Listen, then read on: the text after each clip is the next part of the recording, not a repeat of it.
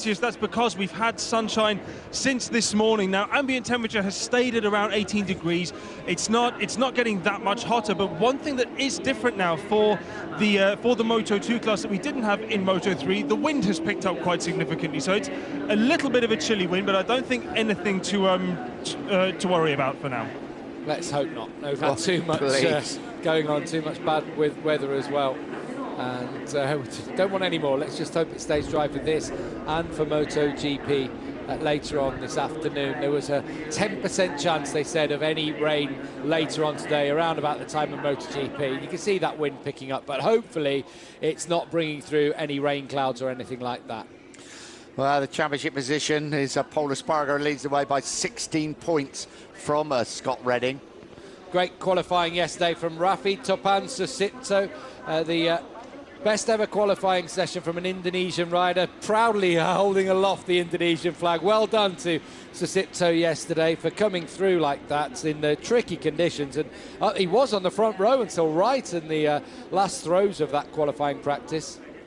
Yeah, it was a terrific performance because it was, as you say, tricky conditions. Nobody in the end managed to get out on slick tyres. This is Tito Rabat. Well, disappointment for him in Australia where he finished in 8th place. I think it probably wrecked his championship chances. He was 3rd here last year. His worst qualifying since the Saxon Ring. 3 wins, but a second row start for him. He certainly in these conditions he could be right up there, but this is the big race for number 40, Pol Espargaro, who has qualified on the 3rd row, 7th fastest. How is he going to deal with the pressure? We've seen what it can do to riders. Saw with Alex Rins in the race earlier on without giving anything away. But pressure just causes you to ride out of your comfort zone or just not do things normally, because you start thinking about things off the bike instead of just going on and riding. Yeah, 5 wins this season. He was 2nd in the Moto 2 race here last year to Alex Marquez. 22 years old, and he's on the verge of that world title. Dominic Egerter on the 3rd row of the grid alongside Espargaro will be a fast starter as well. He'll be probably passing Espargaro down into turn 1. He just goes off like lightning once those red lights go out. So keep an eye on the Swiss rider who is on that amazing run of point-scoring finishes, extending all the way back to the opening round of last year in Qatar, the last time he missed out. As we say, unfortunately, Danny Kent crashed out in the morning warm-up after his best qualifying. He's broken his collarbone and he is out of the race. And this moves up Matteo Pessini, former winner here. Oh, I'd forgotten that, to be honest. A 125cc winner here way back in 2007. But he did win Grand Prix, didn't he? He was right up there. He was a regular in 125s and in 250s, challenging at the front. Guys, I'm just down here on the grid with Michael Bartolami from the Mark BDS team. Couple of issues today. I'm guessing Mika, starting from the front, is he going to be helping out Scott in his title bid? And what about Scott? Is he riding with painkillers?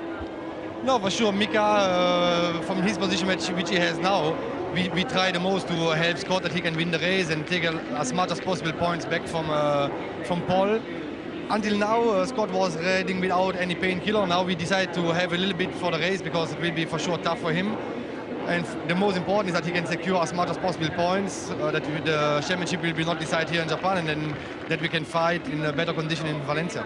Great, thank you very much. And they'll have seen anything can happen, and so you have to keep in. Just keep yourself in in the hunt, and in 2 weeks' time, a lot of improvement in his arm.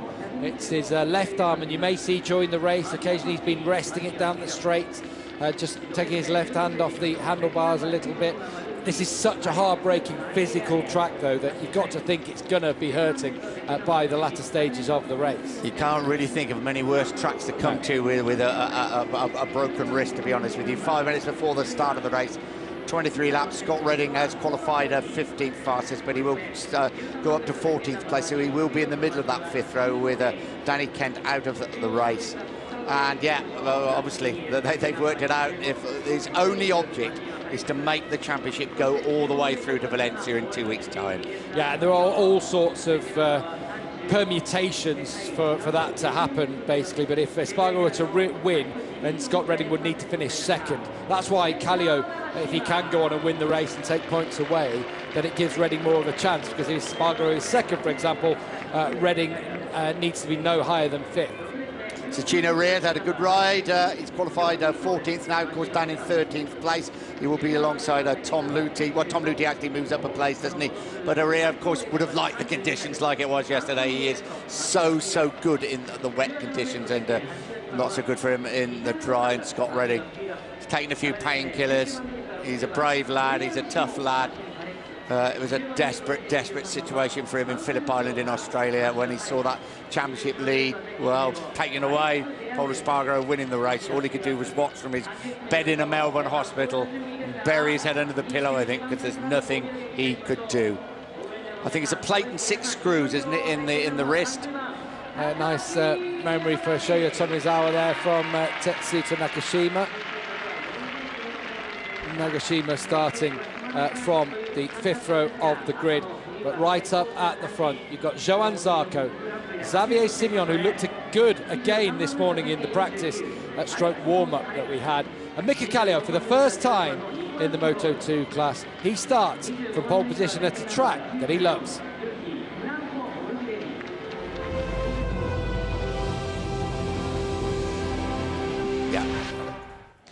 So welcome back to Motegi, a very important penultimate round of the Moto2 World Championship. I'm Nick Harris, alongside me Gavin Emmett, down in pit lane, Dylan Gray. Front row, Kallio, Simeon, Zarco. Of course, he's a sucipto, top Indonesian ever on row 2 with Rabat there. And Pol Espargaro heading up row 3, the championship leader with 16 points advantage over Scott Redding, who starts from the middle of the 5th row of the grid, right in amongst the mix of it. It's going to get messy down into turn 1. The main thing, first of all, is to avoid getting involved in anything down there, because it's very easily possible.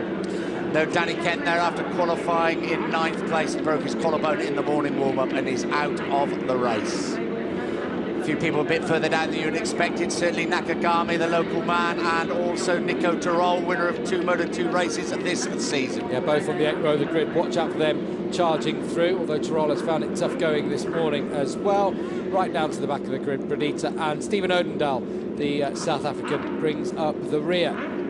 23 laps, penultimate round of the Moto2 World Championship. 16 points between Pol Espargaro and Scott Redding. Will we be crowning a new world champion with Pol Espargaro? But can Redding do damage limitation, which he's done so well this season, to make it go all the way to that final round in Valencia in 2 weeks' time? Away they go for their final warm-up lap before the start of this race.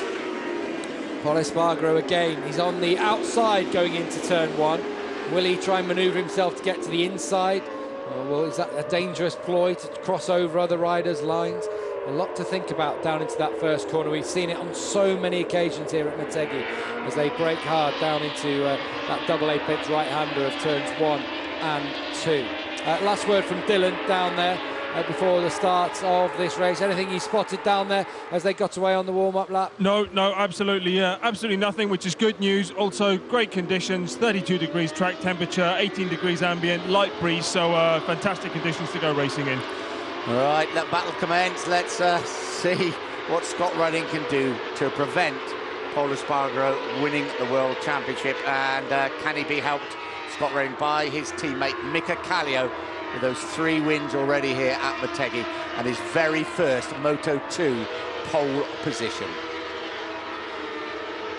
Temperature just about perfect. Wind picking up slightly, as we've heard, as well around the circuit.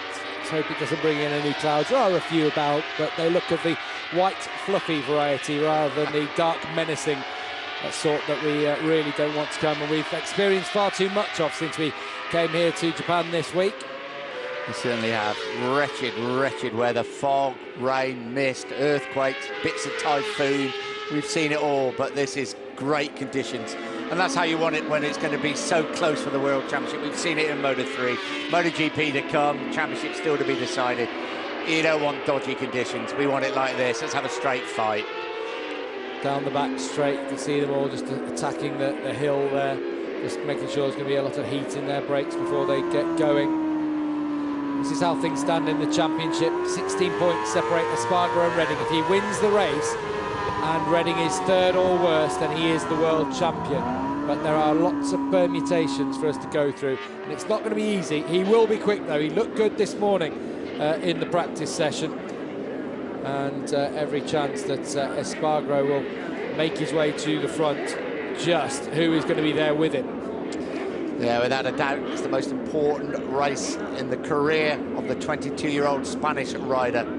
There is his brother, Aleix, looking on, nervous as you can see. I'm sure back home in Spain, people are glued to the television. Just live outside Barcelona, don't they? And this is a crucial race, but Mika Kallio can do his teammate Scott Redding a big favour by preventing Pol Espargaro winning the race. So 23 laps, we're at the Twin Ring of Motegi. It's the Grand Prix of Japan and his Moto 2. Good start from Mika Kallio, as always. He gets away well.